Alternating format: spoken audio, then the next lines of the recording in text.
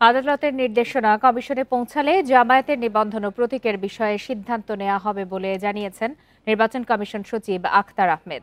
দুপুরে রাজধানীর আগারগাঁওয়ে একথা জানান তিনি।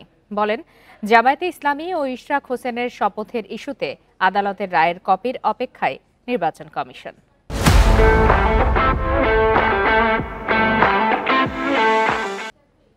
জামাতের নিবন্ধন এবং আপনার প্রতীকের ব্যাপারে মাননীয় আদালতের কোনো অবজারভেশন আমরা পাইনি। অবজারভেশন পাওয়ার পরে এ বিষয়ে আইনগতভাবে যেটা প্রযোজ্য সেই অনুযায়ী ব্যবস্থা নেওয়া হবে। দ্বিতীয়টা হচ্ছে যে আপনার জনাব ইশরাকের ব্যাপারেও আমরা মাননীয় আদালতের কোনো নির্দেশনা এখনও পাইনি।